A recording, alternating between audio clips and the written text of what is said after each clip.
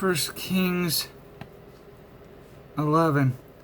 King Solomon, however, loved many foreign women besides Pharaoh's daughter: Moabites, Ammonites, Edomites, Sidonianites, and Hittites. They were from nations about which the Lord had told the Israelites, "You must not intermarry with them, because they will surely turn your hearts from their gods." Nevertheless, Solomon held fast to them in love. He had 700 wives of royal birth and 300 concubines, and his wives led him astray. As Solomon grew old, his wives turned his heart after other gods, and his heart was not fully devoted to the Lord his God, as the heart of David his father had been. He followed Ashtaroth, the goddess of the Sidonians, and Malach, the detestable god of the Ammonites. So Solomon did evil in the eyes of the Lord. He did not follow the Lord completely, as David his father had done. On the hill east of Jerusalem, Solomon built a high place for Chemosh, the detestable god of Moab, and for Molech, the detestable god of the Ammonites. He did the same for all his foreign wives, who burnt incense and offered sacrifices to their gods. The Lord became angry with Solomon because his heart had turned away from the Lord, the God of Israel, who had appeared to him twice. Although he had forbidden Solomon to follow other gods, Solomon did not keep the Lord's command. So the Lord said to Solomon, "Since this is your attitude, and you have not kept my covenant and my decree, which I have commanded you, I will most certainly tear the kingdom away from you and give it to one of your subordinates. Nevertheless, for the sake of David your father, I will not do it during your lifetime. I will tear it out of the hands of your son. I will not tear the whole kingdom from him, but will give him one tribe for the sake of David, my servant, and for the sake of Jerusalem, which I have chosen." Then the Lord raised up against Solomon an adversary, Hadad the Edomite, from the royal line of Edom. Earlier, when David was fighting with Edom, Joab, the commander of the army who had gone up to bury the dead, had struck down all the men in Moab. Joab had struck down all the men in Edom.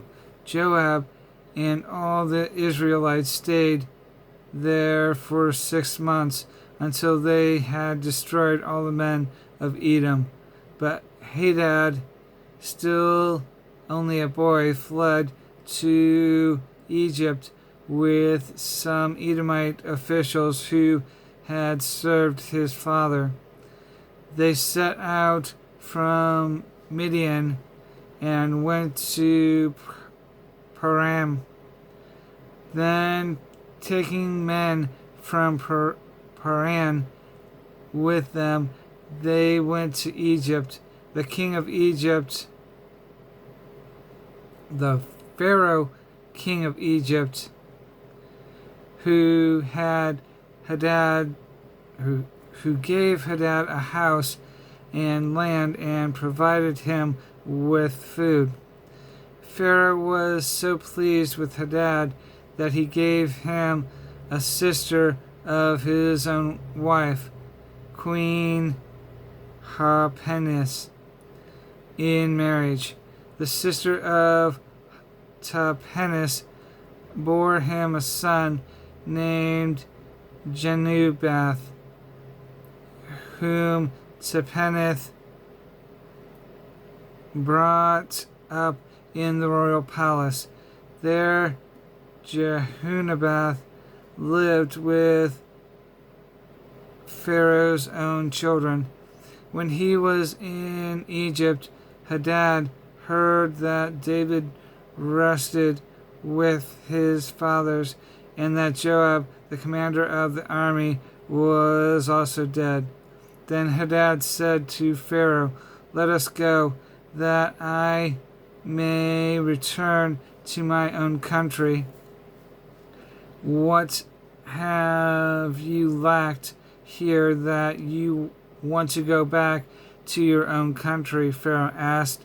"Nothing," Hadad replied, "but do let me go."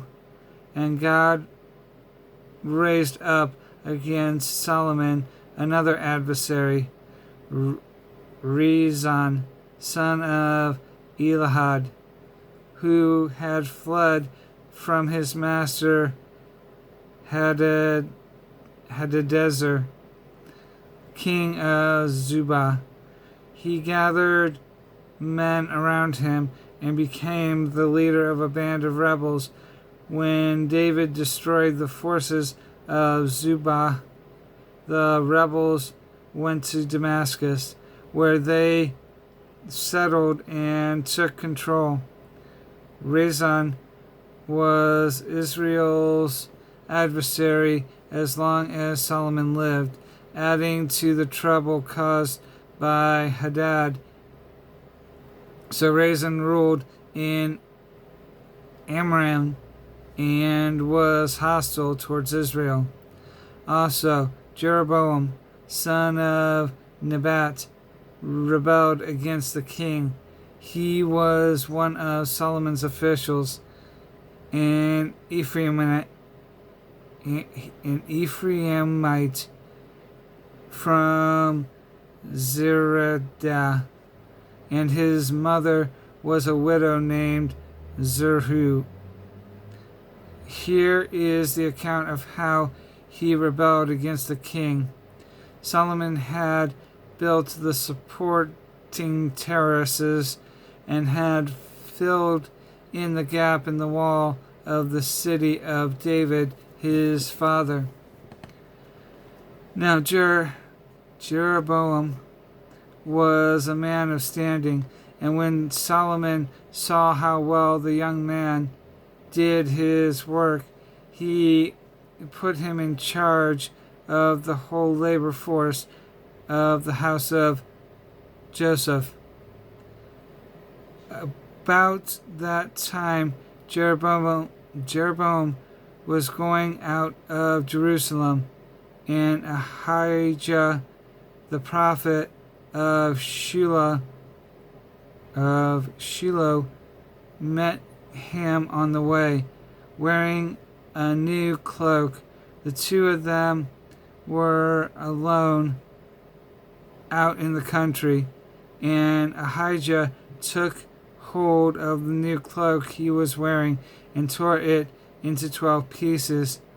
Then he said to Jeroboam, "Take 10 pieces for yourself, for this is what the Lord, the God of Israel, says.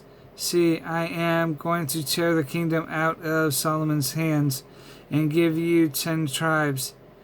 But for the sake of my servant David and the city of Jerusalem, which I have chosen out of all the tribes of Israel, he will have one tribe. I will do this because they have forsaken me and worshipped Ashtaroth, the goddess of the Sidonians, Cheremosh, the god of the Moabites, Melech, the god of the Ammonites, and have not walked in my ways, nor done what is right in my eyes, nor kept my statutes and laws, as David, Solomon's father, did. But I will not take the whole kingdom out of Solomon's hands.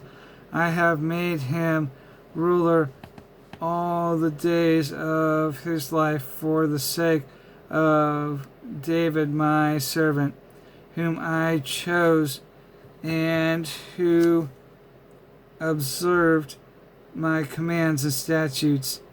I will take the kingdom from his son's hands and give you 10 tribes. I will give one tribe to his son so that David my servant may always have a lamp before me in Jerusalem, the city where I chose to put my name. However, as for you, I will take you, and you will rule over all that your heart desires. You will be king over Israel.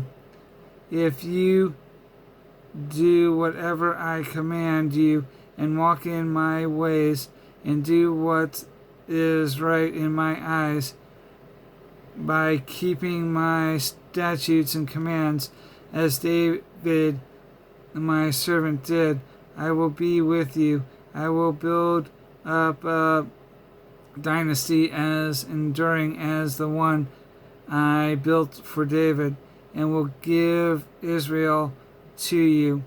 I will humble David's descendants because of this, but not forever. Solomon tried to kill Jeroboam, but Jeroboam fled to Egypt, to Shushank the king, and stayed there until Solomon's death. As for the other events of Solomon's reign, all he did and the wisdom he displayed, are they not written in the book of the annals of Solomon? Solomon reigned in Jerusalem over all Israel 40 years. Then he rested with his fathers and was buried in the city of David his father. And Rehoboam his son succeeded him as king.